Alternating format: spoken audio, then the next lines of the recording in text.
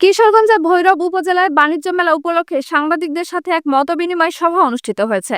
17 জানুয়ারি শুক্রবার সকাল 11টায় উপজেলা পরিষদের সম্মেলন কক্ষে উপজেলা প্রশাসনের উদ্যোগে এ সভার আয়োজন করা হয়।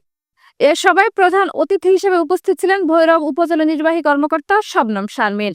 উপজেলা সহকারী কমিশনার ভূমি রেদওয়ান আহমেদ রাফির সভাপতিত্বে এ সময় অতিথি হিসেবে উপস্থিত ছিলেন ভৈরব প্রেস ক্লাবের সদস্য সচিব ও দৈনিক দিনকালের ভৈরব প্রতিনিধি মোহাম্মদ সোহেলুর রহমান সোহেল, এসএটিভির ভৈরব প্রতিনিধি খায়রুল ইসলাম সবুজ, বাণিজ্য মেলার প্রতিনিধি জাহিদুল হক জাবেদ প্রমুখ।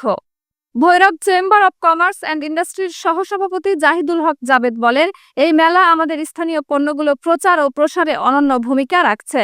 মেলায় প্রায় 40টির মতো স্টল বরাদ্দ দেওয়া হয়েছে। মেলার প্রবেশ মুখে একটি দৃষ্টিনন্দন গেট তৈরি করা হয়েছে এবং ভেতরে সুন্দর একটি পানির ফোয়ারা থাকবে। একটি বড় টাওয়ার থাকবে যাতে বুঝতে পারবে যে এখানে বাণিজ্য মেলা।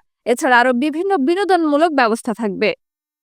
সভায় ইওনো বলেন, ভৈরব বাণিজ্য মেলা এই অঞ্চলের ব্যবসা বাণিজ্যের উন্নয়ন এবং নতুন উদ্যোক্তাদের জন্য একটি গুরুত্বপূর্ণ প্ল্যাটফর্ম। এই মেলা শুধু কেনাকাটার জায়গা নয়, এটি আমাদের সংস্কৃতি ও ঐতিহ্যের প্রতিফলন ঘটাবে। এছাড়া সাংবাদিকদের দায়িত্বশীল ভূমিকা এবং জনসচেতনতা সৃষ্টির মাধ্যমে মেলাকে আরো সার্থকভাবে উপস্থাপন করা সম্ভব।